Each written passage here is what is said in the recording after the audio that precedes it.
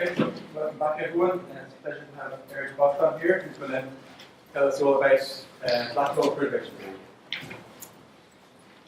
Thank you, Barry. Thank you for the organizers to include me in the program. So, as you can tell, I'm a very formal person. So, when you wish to ask a question, I would suggest that you do it in writing and submit that in 3 copies to Barry over here, and then we'll deal with that. So, what I'm trying to say here is that I'm not formal at all, and I count on you to interrupt me all the time to ask questions that range from the deep to the silly, and I won't distinguish, I won't discriminate, I will be very happy to answer questions. That's your role to do that. I was very pleased to see how you behaved with Alessandra this morning. I want even more, because otherwise I'll take it personally. I want more questions from you. I understand there's a delegation from Canada.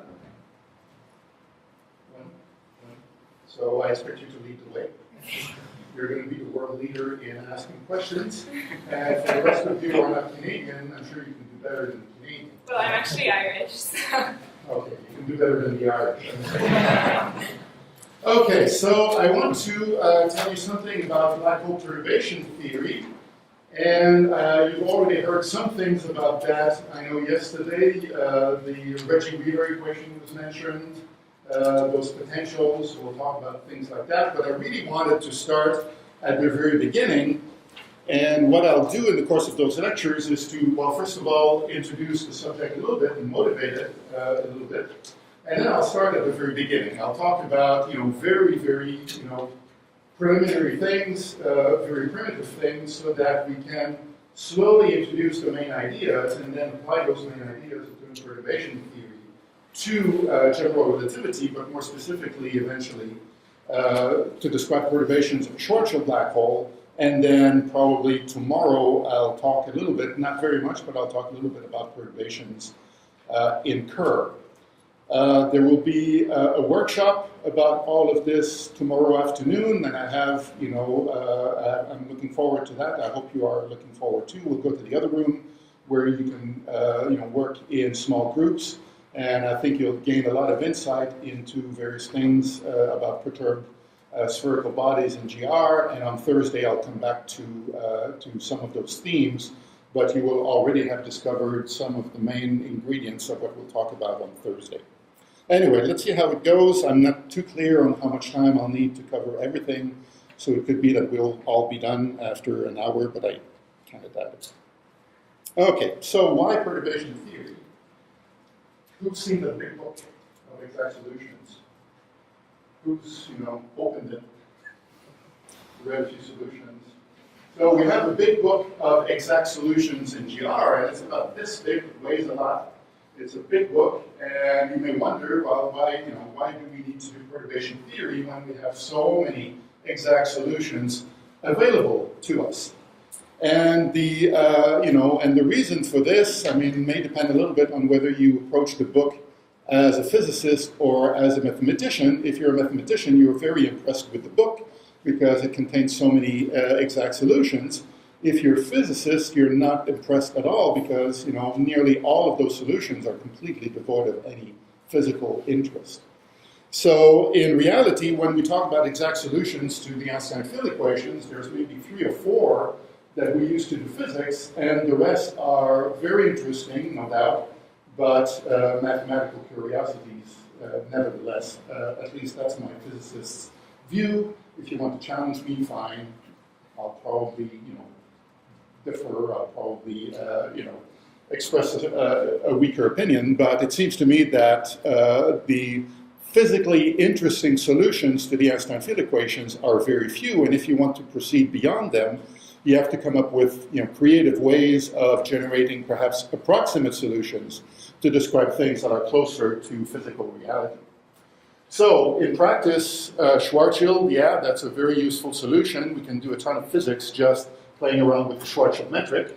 Same thing for Kerr. If you insist, we can do all of this in de Sitter space. If you insist even more, we can do all of this in anti-de Sitter space. But I'm still, describing all of that in terms of Schwarzschild and Kerr. We can do a ton of cosmology with the exact Friedman-Lemaitre-Robinson-Walker metric. But if you want to do early universe cosmology and talk about structure formation and things like that already, you have to go outside of this framework and do something which will be based on perturbation theory in the cosmological sense. Vadia is a very interesting solution that describes either an accreting black hole or a radiating black hole. It's very idealized, but it's useful. You can do some very useful physics with it. After that, well, I think it's getting more into the realm of mathematically interesting, but more removed from physics. And beyond that, there's a whole long list of things that I would consider to be pretty mathematically speaking, but completely useless physically. Majumdar-Patrou, you probably know, describes a system of, an arbitrary number of extreme black holes that are all sitting still because the electrostatic repulsion compensates for the gravitational attraction. So that's kind of interesting, but physically there are no extreme black holes, so again, it's of limited physical interest. And then there are other possibilities, the biometric, the symmetric, there are all sorts of things which I think become less and less relevant when it's time to do physics. So given that we have something like 5 exact solutions that are useful for physics, and given that this doesn't nearly do the job of describing all of gravitational physics, it's pretty clear that we have to go somewhere beyond exact solutions to do something to approach the physical universe. There are lots of ways of going about it. Numerical relativity has become extremely successful in the last 10 years, and to put to work all of those impressive computational methods can certainly be done, and we have very, very nice numerical solutions of black hole mergers and things like that. But that's one approach, and there are other approaches that can be very, very useful in ways that computational relativity, numerical relativity, is not. So you can gain a lot of insight by applying perturbation theory to various known solutions to the Einstein field equations to try to do more than what the exact solution describes. It's always good to point out that the solution we might be the most interested in the context of this series of lectures is the exact solution to the Einstein field equations that would describe the in-spiral and merger of, say, a binary black hole. Well, we certainly don't have an exact solution that describes that. So if you want to capture pieces of that, you have to do something which is either do it all on a computer or try to find ways of approximating the field equations and building approximate solutions from known solutions, and perturbation theory is the tool to do that. So I don't expect that some of you I know are experts in perturbation theory. I expect that most of you in your education will have encountered perturbation theory in various guises. It's a very general framework to do all sorts of things. I think for me, I probably encountered it the first time when I did quantum mechanics. So you learn how to do perturbation theory in quantum mechanics, and then you learn how to calculate the hyperfine structure of the hydrogen atom. Sounds familiar? Right? So we know about the idea of starting from a known solution to the Schrödinger equation and then adding a perturbation to that to be able to handle more complicated scenarios. Well, if it can be done for quantum mechanics, it can be done in general relativity. And in fact, the idea of doing perturbations is a very general idea that can be formulated at a very primitive level. So before I go into that, I just wanted to say a bit about perturbation, about what, and if we're perturbing, presumably that means that we introduce this small parameter in the problem. So what would be the expansion parameter in various circumstances? So there are mature frameworks that are based in perturbation theory applied in different ways for different scenarios, in different contexts. A well-known one is called Post-Minkowski theory, and that's the idea that you can start with flat spacetime. That's an exact solution to the Einstein field equations, a rather trivial solution, but it's a solution.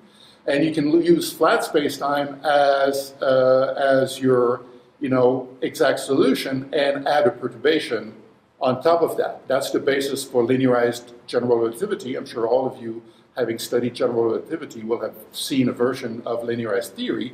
And basically, that's just thinking of adding a perturbation on top of Minkowski spacetime and introducing formally an expansion parameter in the form of the gravitational constant g.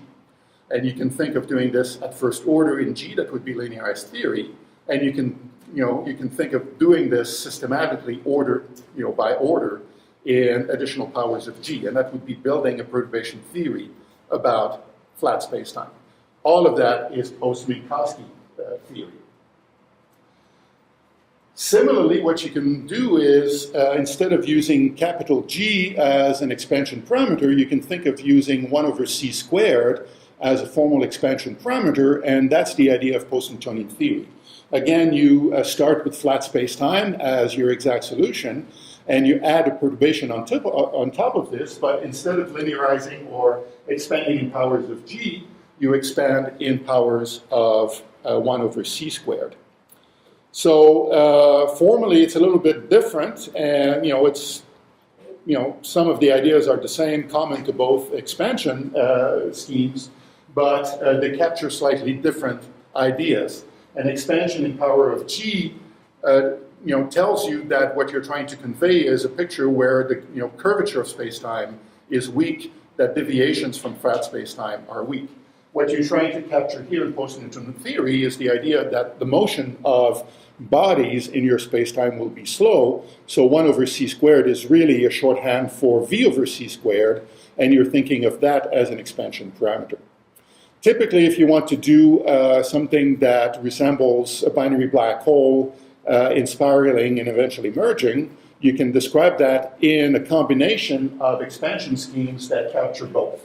You want to expand in powers of g as you expand in powers of 1 over c squared. If you're talking about bound gravitating systems, you have that the gravitational potential energy has to be comparable to the kinetic energy. The binding energy, the gravitational binding energy of the system scales with g. The kinetic energy scales like 1 over c squared. It's v squared over c squared. So you can see that if you want to expand in one, you have to expand in the other. So in practice, when people build tools to describe binary systems in post-Newtonian theory, they really do both of these things in step in a mutually consistent expansion in powers of both of those expansion parameters. So all of that had to do with starting with flat space-time, but you might think of situations where your starting solution would be strongly curved. For example, you might consider doing perturbation theory around the Schwarzschild solution. So here you would start with the exact Schwarzschild solution describing a naked black hole, and you might say, well, let's put a body in orbit around it. That body might be moving very fast, it might be very deep into the potential well of the Schwarzschild black hole. So we're not thinking of this as a perturbation of flat space-time. We're thinking of that as a perturbation of the naked Schwarzschild solution. And if I'm perturbing that solution with a small mass m, I can think of that m as an expansion parameter. I can do it to first order in m, and I can consider doing this to second order and maybe even to third order in the perturbing quantity. So m would become my expansion parameter in this case, and the starting solution on which to do perturbation theory would be the Schwarzschild solution. If I can do it for Schwarzschild, presumably I can do it for Kerr, so now my black hole might have, might be rotating. And if I want to describe that, I have to describe that with the Kerr solution, and I can think of doing, perturbation theory about Kerr, again, perturbing it with a mass going around in orbit around the Kerr black hole using m as an expansion parameter. So what I'll be talking about in those lectures is really centered around this idea over here, but the idea is that perturbation theory can be applied in many different contexts, and it basically depends on what you choose to be your starting solution. So we all start, when you do perturbation theory, you start from an exact solution, and the specific way of doing perturbation theory will depend on that exact solution.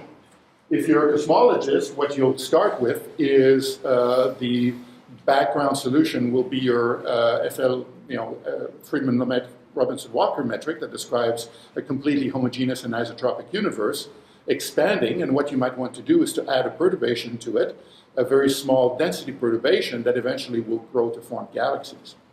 So in that context, you do cosmological perturbation theory using this as your starting point, and then you can describe fluctuations in terms of a density variable, and then you would expand everything in terms of that delta rho quantity. You can do first order perturbation theory, you can do second order perturbation theory. So the idea is always the same. You have a small quantity, you have a background solution, which is by itself an exact solution, and then you use the small quantity to perturb around that.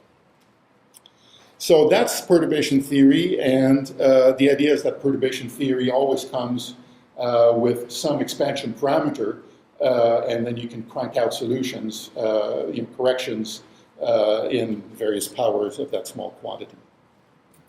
Different ways of doing perturbation theory can talk to each other. They can have overlapping domains of validity, and that's always interesting when you can take one approximate solution and another approximate solution built on very different approximations and make them talk to each other in a regime where they're both valid.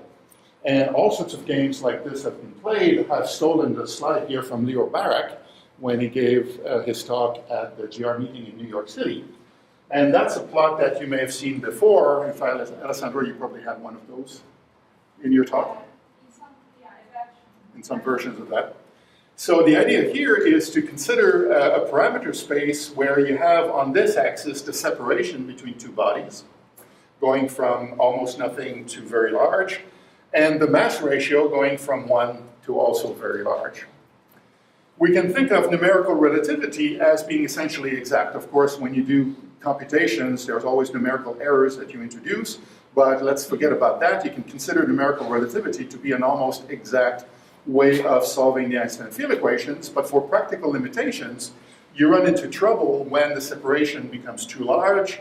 That means that for the system to do anything, it has to wait a very long time. Computationally, it becomes very hard to do just because nothing happens if the separation is very large, unless you do an integration over a very long time scale. And it also goes into trouble when the mass ratio becomes too large, because it means that you have two very different scales, the length scales in your problem, and computationally you have to resolve over the big length scale associated with the large mass and the very small length scale associated with the smaller mass.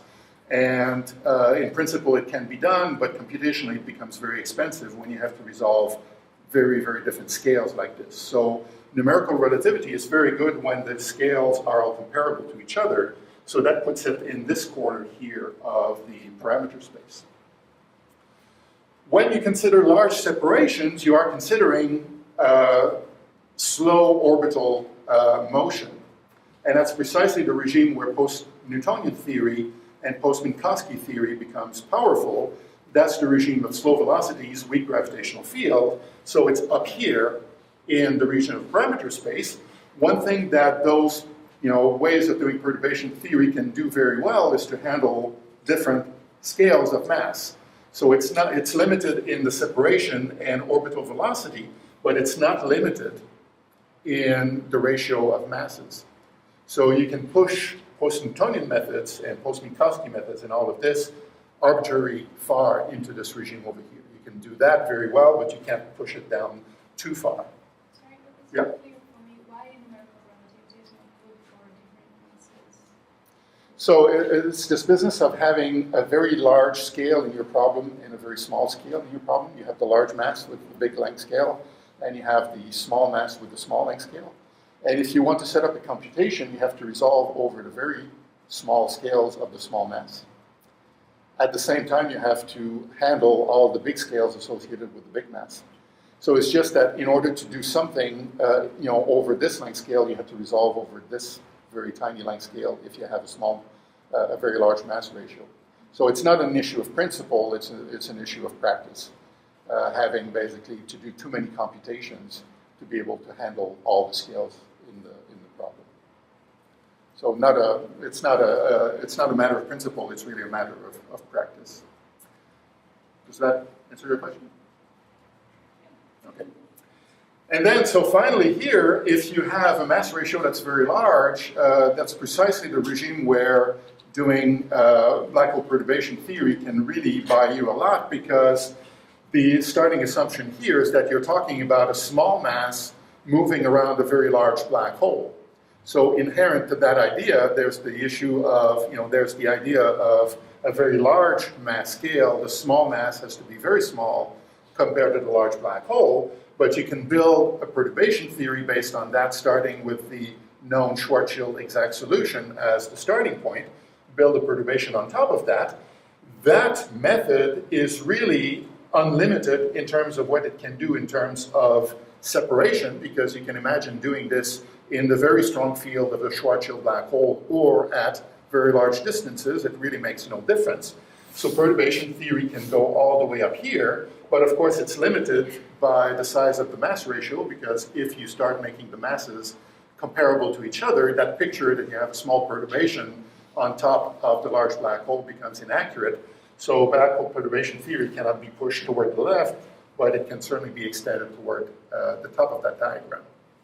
So let me come back to this idea I was trying to describe initially. So you can have different approximation schemes. For example, this one over here based on starting with Minkowski spacetime, this one over here starting with Schwarzschild spacetime, and they can talk to each other when the mass ratio is large and the separations are large.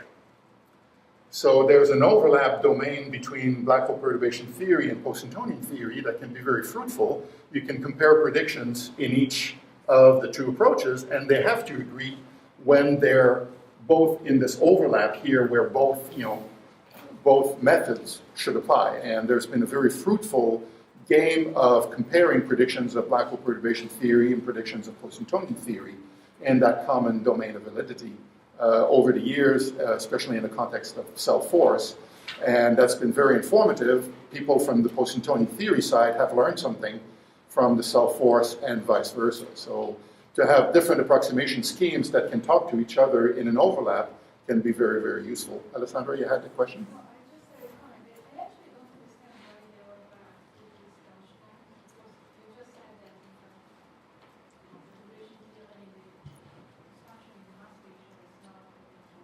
Yeah, so if I had not been lazy enough to draw this diagram myself, I would not have had that dash line.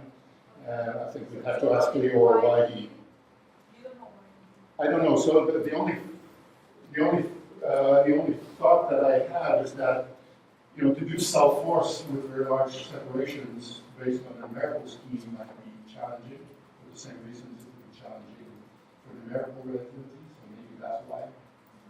But you can do cell force analytically for large separations. So yeah, I wouldn't see the need for that dash line myself. And in fact, it's easy to do it there for what I was trying to convey. Right.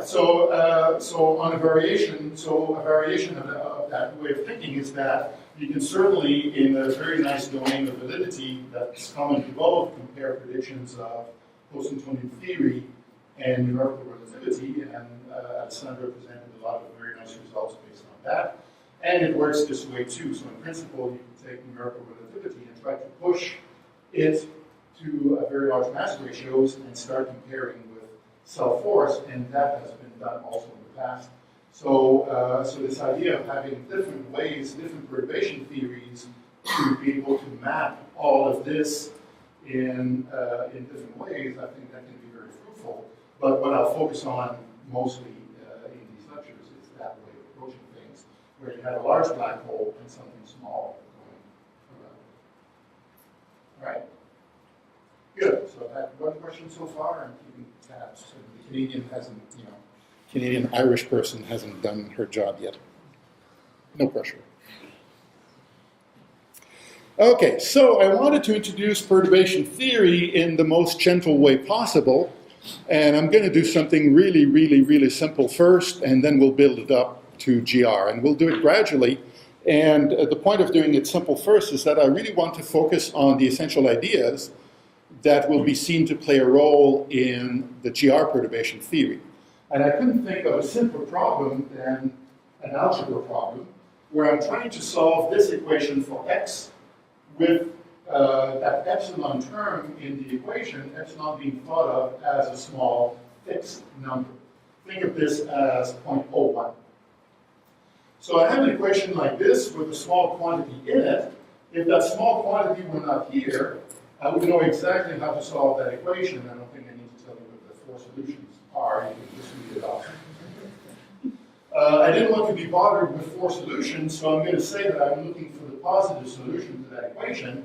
Again, without epsilon, I think you could just tell me what the answer is without any trouble. At least I'm expecting that from you. That's not going to be the workshop. The workshop is going to be something else. All right. So the idea is that without epsilon, I have an exact solution to this problem, and now I want to use that exact solution as a way of building up an approximation to the problem with epsilon in it. So what to do about this? Well, you know what to do about this.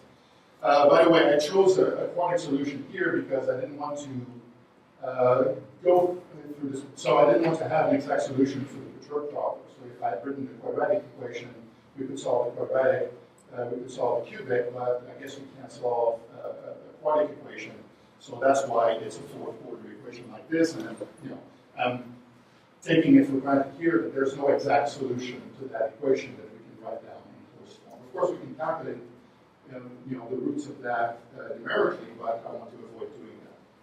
So what to do? Well, the idea is to say, well, I know the exact solution when epsilon is equal to 0. What I'm going to look for is an approximate solution to the problem. I don't want an exact solution. I want an approximate solution, and I want to build an approximation that, for all practical purposes, will be just as good, if not better, than an exact numerical solution. And by that, I mean, okay, it may not be as accurate. I may not be able to reduce a solution to 90 significant digits, but I might have more insight into looking at the approximate solution, how it scales with epsilon, all of those things, than I would if I were just to stare at the numerical expression. Okay, I'm thinking of epsilon as a fixed number, 0.01. When I build my approximation for the solution, what I'm going to introduce here is an expansion parameter lambda, and I'm thinking of this as a variable. So I'm thinking of lambda as a variable, and that variable will range from 0 all the way up to epsilon. And what this variable allows me to do is to interpolate between the solution at 0, which is the solution to the original problem without the epsilon, interpolate from that all the way to the solution with epsilon in it. That idea of introducing this variable between and this interpolation, this variable lambda, and this interpolation between 0, the unperturbed solution, and the fully perturbed solution, that turns out to be conceptually a very important thing to do. In practice, it doesn't seem so important, but I want to really insist on the conceptual underpinnings here, because you're going to see that playing a role when it gets more complicated and we do GR. So I'm introducing lambda as a variable ranging from 0 to epsilon, and then I'm saying that the approximate solution I'm looking for that problem will be a series expansion in powers of lambda. And I wrote a few terms over here. And because lambda is a variable, because it varies continuously between 0 and epsilon, I can define all of those coefficients here in terms of derivatives of the function x of lambda with respect to lambda. So if I were to do this with epsilon instead, epsilon being a fixed number, I would be hard-pressed to define a derivative with respect to a fixed number.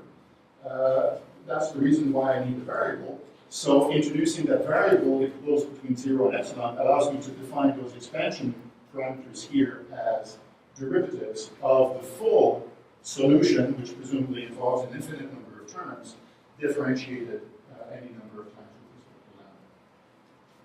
So that idea of having this interpolating variable, again, turns out to be very important. Again, not a big deal practically, because I could have promoted epsilon itself to being a variable, but I think conceptually it's good to distinguish the fixed number epsilon from the variable lambda. And conceptually it's very important to have this idea of a function of a parameter that goes from the unperturbed solution to the fully perturbed solution. That theme will be very present when we talk about the situation in GR. Okay, well, what do? Okay, you postulate the series expansion like this, and then it's still just a matter of plugging that into the algebraic equation, solving order by order, and getting all of your coefficients. So that I won't do in any detail, because I'm sure you know how to do. The idea is that we substitute that postulated solution into the algebraic equation. We set lambda equal to epsilon to describe the fully perturbed situation. We solve order by order in epsilon. We end up with a whole sequence of algebraic equations. You can first solve for x1, then once you have that, you can solve for x2, then you can solve for x3. You can keep going until you run out of steam. And when I did that, well, that's what I got for x1, x2, x3, and x4. You can just keep calculating those very simple things. Each problem becomes very simple if you do it order by order in epsilon. And then, you can say, okay, how well do I do with an expansion like this in powers of epsilon that goes all the way to epsilon to the fourth? Well, even for epsilon larger than 0.01 that I asked you to imagine before, even if you go to 1/10, you find that after 4 terms, the discrepancy between the exact numerical answer to the problem and the perturbative series here in powers of epsilon is 1 part in 10 to the 4, so it's not quite machine accuracy for double precision, but it's getting close. If you were just to add 1 term, you would get much smaller than this. So the point is that it does a very good job at describing the solution to the problem. It's not exact, but it's a pretty good approximation. You see that the expansion coefficients decrease pretty fast as you go up in order. So that means that this series expansion here does a really good job. And the beauty of this is that, well, you don't have the solution for just one value of epsilon. You have, the solution for any value of epsilon that might range from 0 up to something decent like 0.1.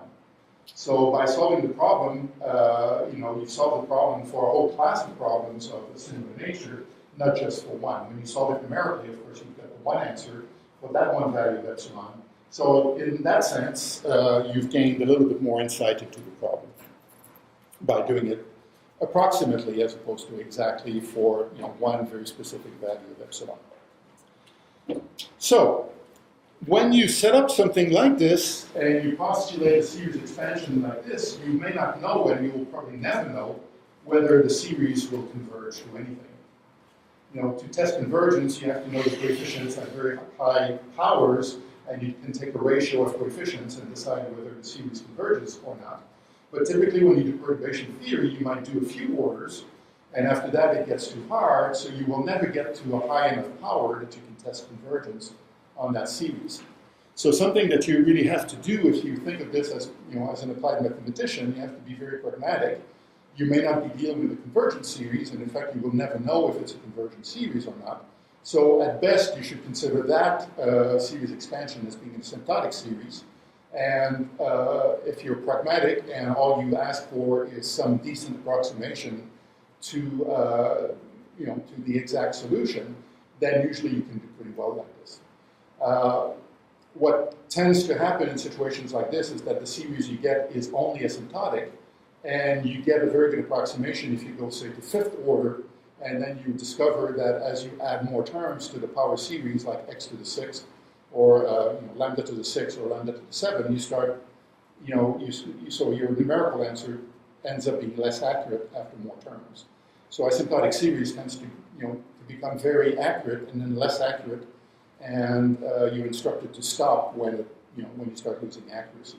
So that's typically the best you can do, and the bottom line is that don't ask about convergence when you do perturbation series like this. You will never know if the series converges, and you can only know if you have access to very high powers, and typically you never have that. So far so good? No big challenge so far? Okay, so good.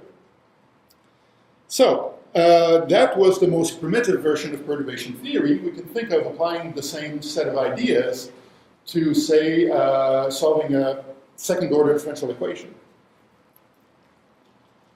So I'm building my way up from algebra to ODEs, and then I'll do PDEs when I do GR. The idea is that you can basically do approach the problem in very much the same way with the same conceptual aspects and proceed very much along the same way. So let's assume that we're given a second order differential equation like this with boundary conditions, and let's assume that we want to solve it for some fixed number epsilon. Again, let's take it to p 0.01 or something like that.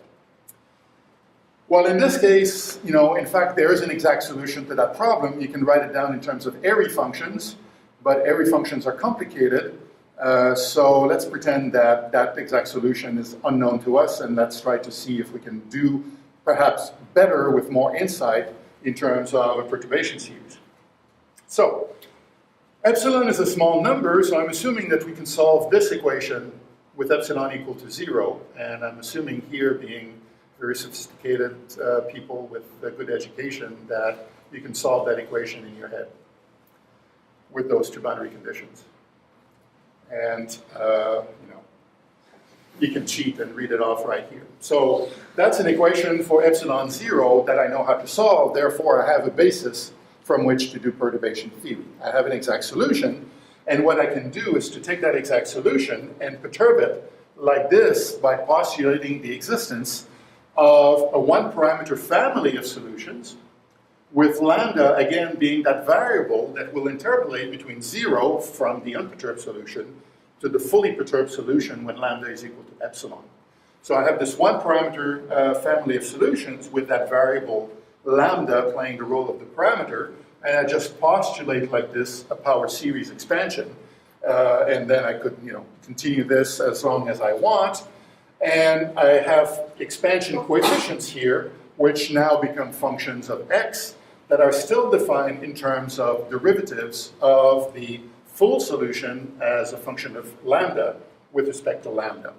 So again, the distinction between the fixed number epsilon and the variable that ranges from 0 to epsilon continuously, which allows me to define my expansion coefficients by derivatives.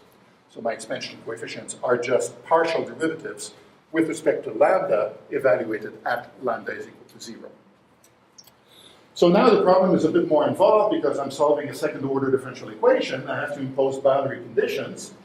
The 0th order solution, the unperturbed solution here, my exact solution, is already providing a solution to those boundary conditions, which means that whatever I'm adding to that unperturbed solution has to satisfy trivial boundary conditions, because I don't want to spoil that by introducing those additional terms in the equation. So now the problem is, let's solve that differential equation assuming this and assuming that for all the correction terms that I introduce. But once we have that, it's more or less along the lines of the previous problem. We just plug that in here, expand to powers of lambda, collect all the powers, and then set lambda equals to epsilon, solve order by order in epsilon, and you end up with a whole sequence of equations, the first one for y1, and then once you have y1, you can solve for y2, then you can solve for y3, you impose the boundary conditions, and then you have, up to that degree of approximation, you have the solution to your problem. So if you do that, well, there's some steps involved, but every time, it's very specific, you get a new differential equation for y1 with the same differential operator. It's just that now you have additional terms coming from the previous terms. And in this way, you can determine y1 with the right boundary conditions, y2, y3 is a longer expression, and then in principle, you can keep going like this. And, you can build something that looks like a pretty decent approximation, and you can describe it in a way that's a lot simpler and a lot more immediate and conveys more information, I think, than if I were to write down a rather messy expression in terms of Airy functions. Because I know you're all familiar with Airy functions, but me, I have to look it up. If I encounter it, I have to go back to its definition, properties. I have to do a lot of, homework to try to find out what the Airy function is trying to tell me. Whereas here, I'm dealing with something a lot simpler, and I would claim that it's nice to be able to deal with something that looks simpler. You get more insight out of that at the price of making an approximation, but for all practical purposes, the approximation can be very serviceable.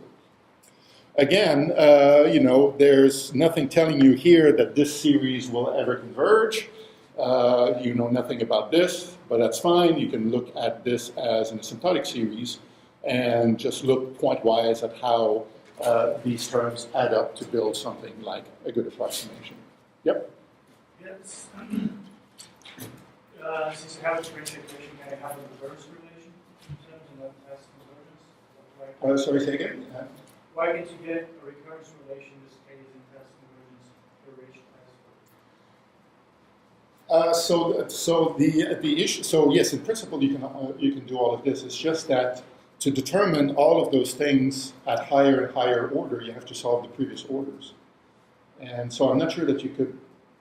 So if this were an algebraic problem, you could write down a recurrence relation, and that would be easy. But here it's a differential equation, so the recurrence relation would have to be coefficients in powers of x.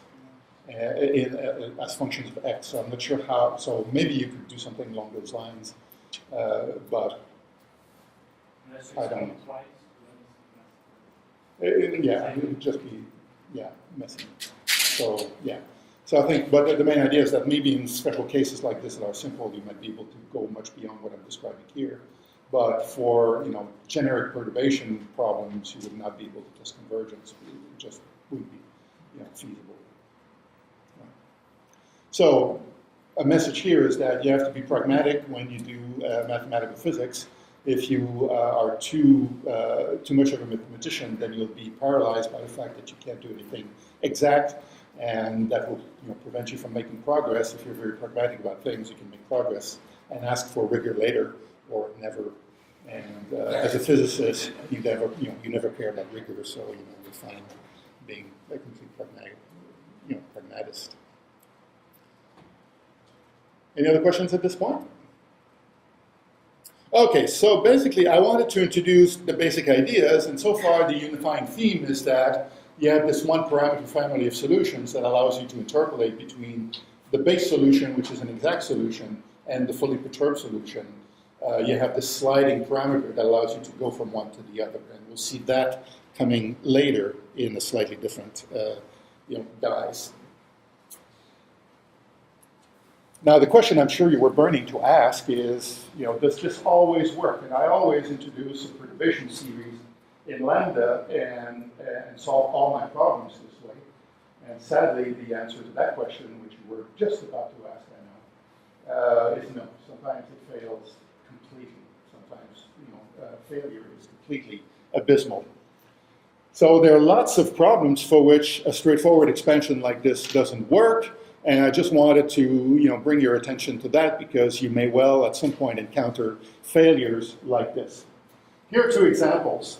The same sort of quadratic equation that we have before, but now my epsilon is in front of x to the fourth instead of being a constant over here. That would not work in terms of a straightforward expansion, and I'll tell you why in just a second. Here's another example, another second-order differential equation, more or less the same as what we had before, but now epsilon is in front of the second derivative instead of being in front of, I guess that was supposed to be y, it doesn't matter. So instead of being in front of an undifferentiated term, or where was it before actually?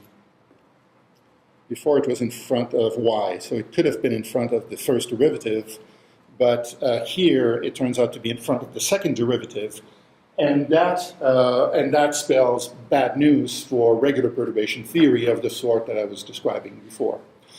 Here's the reason why it fails in those cases. If epsilon is equal to 0, my unperturbed problem is a cubic. If I add my small term, my equation goes from a cubic to a quadratic. If I'm dealing with a cubic, I get 3 solutions. If I'm dealing with a quadratic, I get 4 solutions. So you can see just from that the perturbed problem is dramatically different from the unperturbed problem because I go from a 3 solution problem to a 4 solution problem. By putting the small factor in front of the largest order term in my equation, I'm changing the character of the problem completely. If I were hoping to build a perturbation theory from the cubic, I would start from one of the 3 solutions. I would be completely missing out the 4th solution that would come out. And the way that this 4th solution comes out is it comes out with a factor of 1 over epsilon in front of it. So instead of having solutions that go smoothly from epsilon equals 0 to epsilon equals some other value, we would get a solution that goes singular when epsilon goes to 0 because it comes with a power of 1 over epsilon. So when you have a situation like this where epsilon multiplies the largest power in an algebraic problem, you know that straightforward perturbation theory will fail, and you have to do something else. Same message when your epsilon term multiplies the highest derivative in your differential equation. If you turn it off, you end up with a first-order differential equation, and you know that to solve that, you need one boundary condition, and that's enough. As you change it from a first-order equation to a second-order equation, you know that that one boundary condition is no longer enough. You need a second boundary condition. So again, by adding the epsilon term as the largest derivative here, you've changed the character of the problem completely from a first-order differential equation to a second-order differential equation, and that tells you that, that there's going to be aspects of the solution that will be non-perturbative in epsilon. So in cases like this, you have a complete failure of straightforward, perturbation theory, and you enter the regime of what's called singular perturbation theory, which is just, amazing stuff. I mean, you can learn a lot of very useful mathematics by learning how to do singular perturbation theory, and that's a formalism that's been very, very useful in the context of cell force. It's been applied in that kind of problem, but it's applied in all sorts of other things. In fluid mechanics, there's a whole theory having to do with boundary layers that have to do with the fact that outside of boundaries, viscosity is not important. Near boundaries, viscosity turns out to be very important. Viscosity plays the role of an expansion parameter, and that works fine away from boundaries, but it doesn't work near boundaries. So you have this boundary layer that develops because of viscosity, and in order to match the solution properly, you have to basically have a transition between two types of solutions. So that's basically going from this problem to that problem as you go from Euler to Navier-Stokes. So for those of you who know fluid mechanics, that may ring a bell or something like that. Anyway, so when you have problems like this, you have to come up with more robust ways of doing perturbation theory. Multi-scale analysis might come into play. Do a scale transformation of the original problem to transfer the epsilon from this place to other places. There are all sorts of methods that tend to cater to different types of problems, and none of that is within the confines of the type of perturbation theory that I have in mind, which avoids those problems because my epsilons are not associated with the largest term in the equation. Anyway, so that was just a small word of warning about being aware of the fact that straightforward regular perturbation theory sometimes fails, and sometimes it fails spectacularly, and that usually means that there's a lot more physics going on or more mathematics going on that you might have thought initially, and that's usually worth exploring. There's a lot of beautiful stuff that comes out of all of that. Okay, so that was my motivation. So why perturbation theory? Because we want to do more stuff than just the exact solutions. And how to go about doing perturbation theory? Well, the idea is to introduce this one parameter family of solutions that takes you from the unperturbed problem to the fully perturbed problem.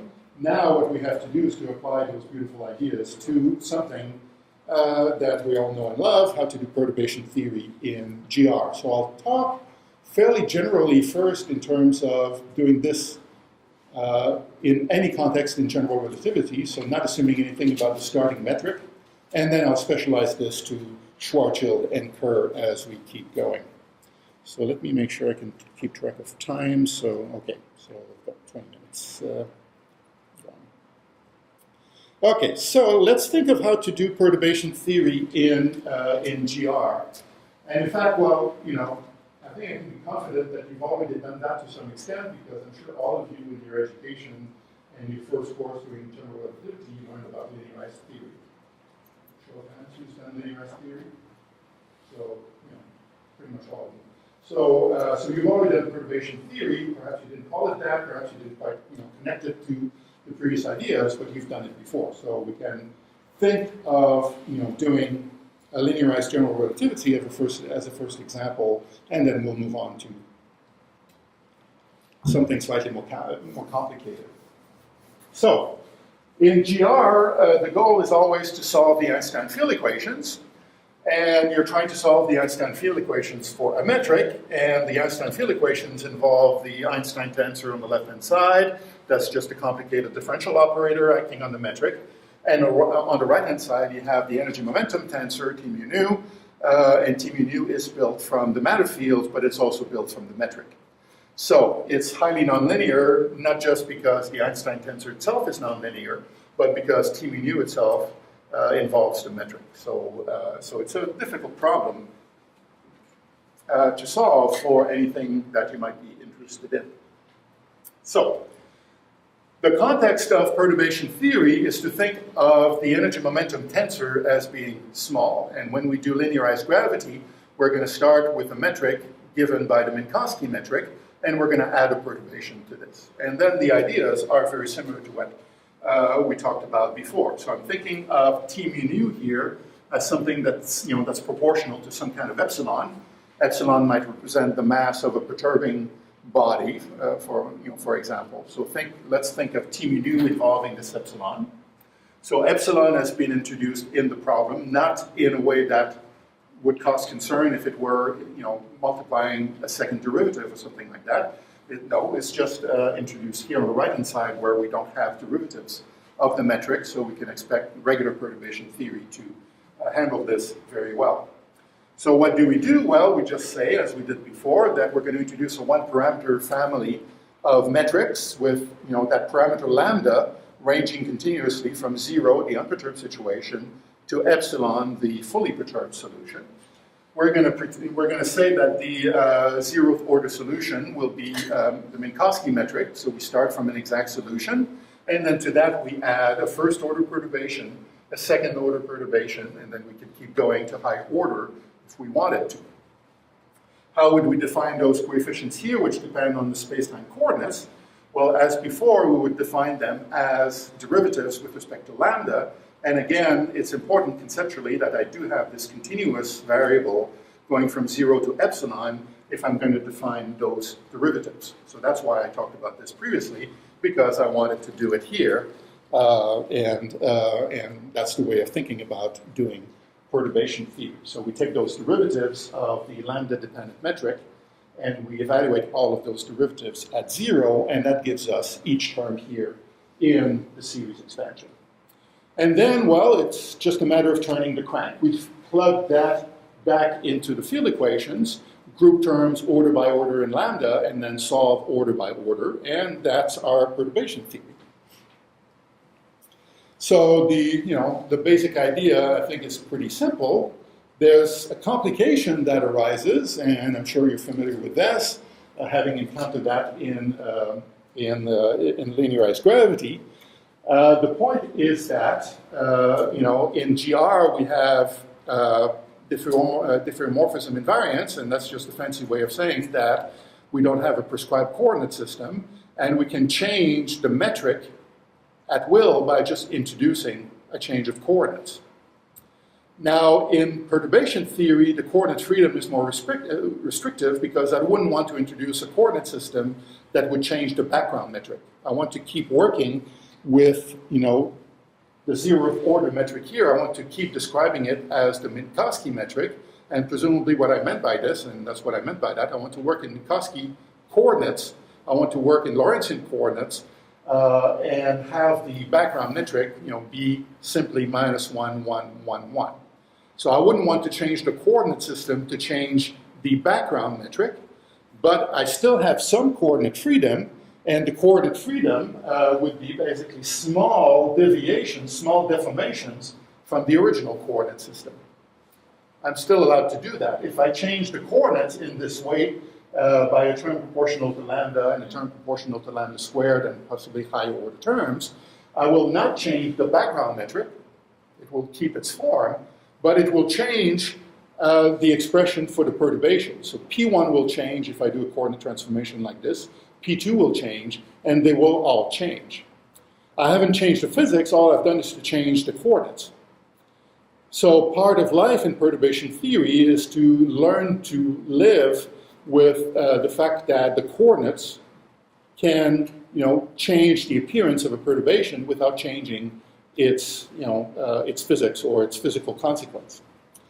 So the way it's done, the way to do this in practice is to try to eliminate at least part of that coordinate freedom by imposing some choice of coordinates or imposing a coordinate condition on the metric variables. And I'm just describing it in words. I'll be more concrete about this as we keep going. I'll just say that the solution to this redundancy that we have here in the coordinates, which is part of life in GR, right? It's the same coordinate freedom we have in GR, but restricted from the requirement that I don't want the zeroth order metric to change its form. I'm only allowing coordinate transformations that will change the perturbation, not the zeroth order metric. But it's still the same coordinate freedom, restricted than we had that we always have in GR. And in GR, if I'm going to describe the Schwarzschild solution, so if I want to describe any metric in GR, I have to impose some coordinate condition. I have to impose some choice of coordinates. I have to do something with the coordinates to be able to write down one metric that describes my given spacetime. No one objects to doing that in exact GR, but somehow there's a bit of an unease when it comes to doing exactly the same thing in perturbation theory.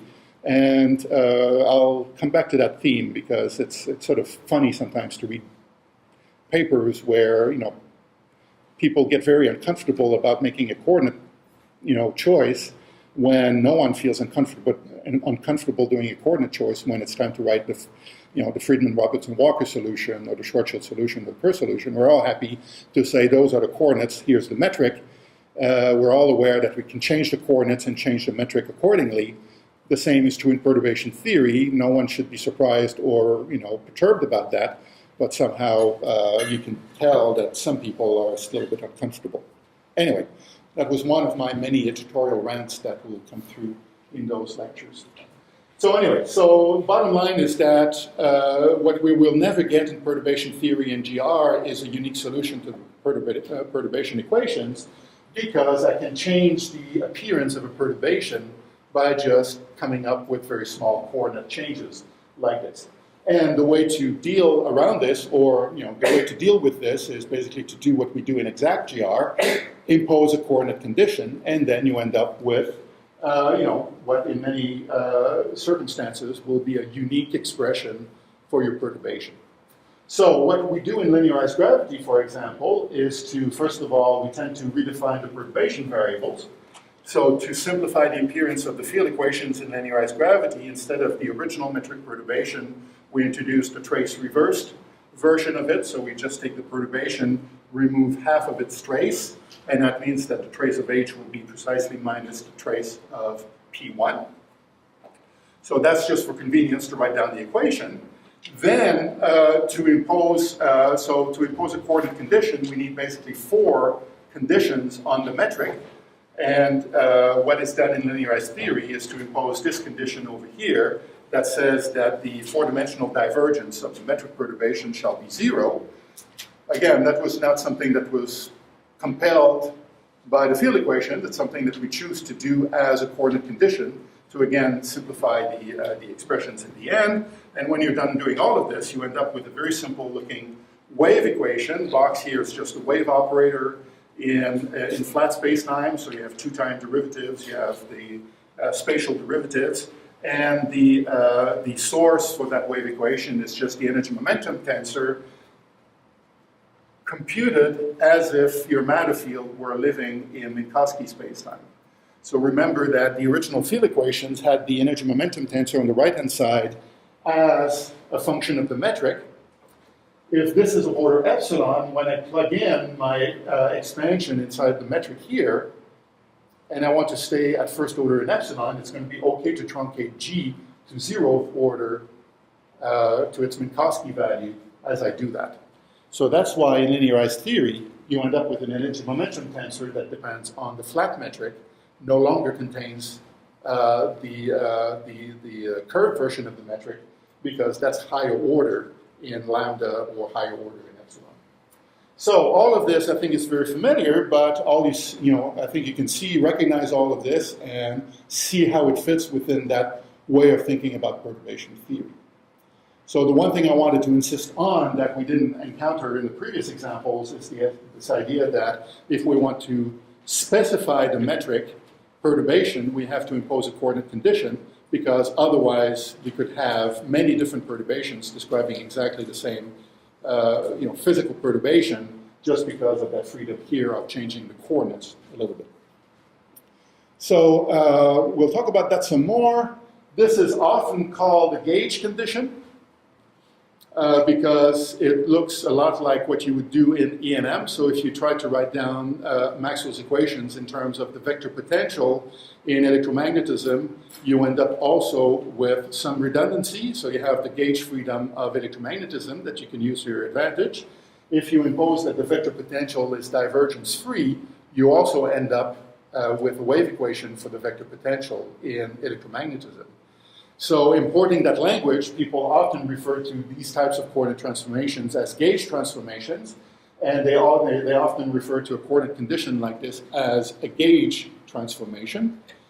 I don't have an objection to using that language because there's a close analogy between the two, but I think that's editorial rant number 2, and I'll come back to that. I think that that use of language tends to carry with it some kind of emotional baggage, and people tend to think as a coordinate condition as something that's equivalent to a gauge condition in E&M, and that's not quite right. That can be misleading to put too much into that word association and try to go beyond the words and try to incorporate some of the physics of gauge transformations into the equivalent coordinate language. That can lead to some misleading conceptual issues. And I'll mention this a little bit. I don't want to emphasize this because it tends to be something that you only need to worry about when you become an expert in these things, and I don't want to scare you away from the main themes of the lectures, but I'll come back to that. So gauge transformations and coordinate transformations, gauge condition, coordinate condition, we can take that as being synonymous. It's just that once in a while you tend to import more than just word association into that thing, so you tend to incorporate too much emotional baggage into that, and I don't mean you, but people working in the field, and that can lead to some misconceptions, and that can be a little bit dangerous. I'll talk about that later. Okay, so that's linearized gravity. So you can see, as I was saying 5 minutes ago, that you can think of linearized gravity as fitting under the same umbrella that I was doing before when I introduced perturbation theory at the more primitive level. And I think you can see from here that if we can do, perturbation theory around flat space-time, well, conceptually there's nothing stopping us from doing this about any other space-time. The only thing that we need is for a metric to be an exact solution to some problem, and then we can perturb around that, but the same ideas can be just generalized very, very easily. So let's think of doing this generalization to any background spacetime. We used to start with Minkowski. I could start from any solution. You can think of this as being the Schwarzschild solution, and we put something in the spacetime that will perturb the metric. So let's say that we have what I'll call a background metric. So I have one exact solution to the Einstein field equations, and I want to put something else in the spacetime, create a perturbation, and try to come up with the correction to the metric corresponding to that solution. Well, all the ideas are in place. I just need to follow the recipe. So I say that I'm going to be introducing a one-parameter family of metrics. I'm going to have that continuous variable lambda that will go from 0 to epsilon. And I can introduce the 0th order term, that's the background term that I know, and then I introduce a first order perturbation, a second order perturbation, and so on. Each of my perturbation here will be defined very nicely as a partial derivative with respect to lambda evaluated at 0. I can proceed to higher order if I want to, but let's say that second order is good enough. In fact, for anything practical that I'll talk about here, I'll stop at first order. For simplicity here, I'll assume that the 0th order problem didn't have a T mu nu on the right-hand side. So I'm going to start from a background metric, which is a solution to the vacuum field equations. That's just to simplify the discussion. There's nothing in principle that prevents me from considering the zeroth order solution to be a solution with, matter in it with a non-zero T mu nu. But let's keep things simple. I'll assume that the zeroth order problem solves the vacuum field equations, and that would be true for Schwarzschild. It would be true for Kerr. It wouldn't be true for Freeman-Lamette, Robinson-Walker. So if you do cosmology, of course, your zeroth order problem has a matter term on the right-hand side. I will put in a source, and I will think of that source, of course, as being the energy momentum tensor, and I will think of this as introducing that epsilon parameter, which is supposed to be small. So that comes on the right-hand side of the field equations, and what I'm going to do is to basically plug in this series expansion for the metric into the Einstein tensor and equate that to the right-hand side given by the energy momentum tensor. So what do we have? Well, on the right-hand side, we have the Einstein tensor operating on the perturbed metric. So that's a complicated second-order differential operator. So I act on it on the metric. So this is acting on the unperturbed metric plus the first-order perturbation plus other terms. I turn the crank. I calculate all of this. At zeroth order, I get nothing, of course, because my solution is a solution to the vacuum equations. So what that means is that the expansion of the left-hand side here starts at order lambda. The G with the dot on top just means the first-order Einstein operator acting on the first-order perturbation. So it's something that you can crank out, will be a linear second-order differential operator acting on P1. That depends on the background metric. So so here I'm using sort of condensed notation. I didn't want to display it in all generality because it takes, takes some space. But the point is that what I've done here is simply take an expansion of the Einstein tensor to first order in lambda, and in principle I can go beyond linear order, and this is what I get to first order. So G with a dot on top is simply that first order perturbation in the Einstein tensor. That's the left-hand side of the field equations. On the right-hand side, I have the energy momentum tensor with the epsilon, put in front of it. That depends on the metric. So I have to consider doing the expansion of the metric inside the energy momentum tensor. But here I'm going to work. Here I was working to first order in lambda. Here I'm going to be working to first order in epsilon. And what this means is that to first order in epsilon, I can just truncate this expansion of the metric inside T mu nu to zeroth order, which means that my T mu nu here will be a function of the metric at zeroth order. I could keep going.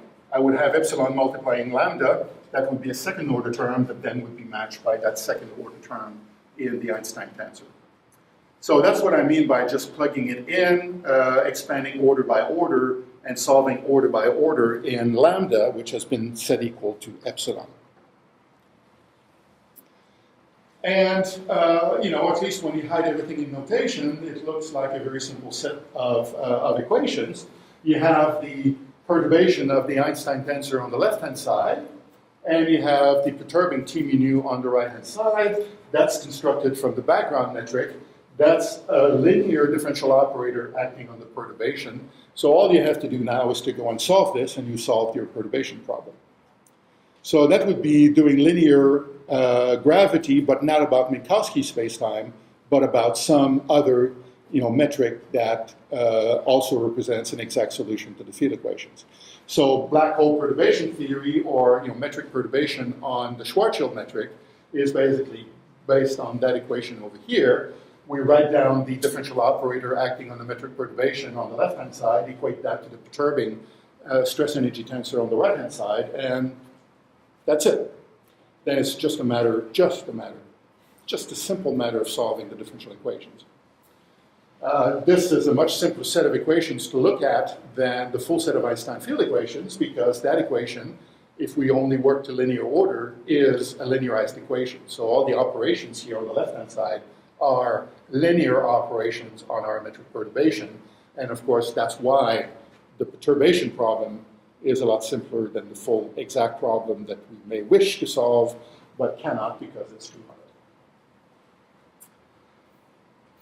We have the same coordinate issue that we had before in linearized gravity, so that doesn't go away when we go from Minkowski spacetime to, say, Schwarzschild spacetime. We still have the freedom of transforming the coordinates a little bit, and that will change the appearance of the metric perturbation.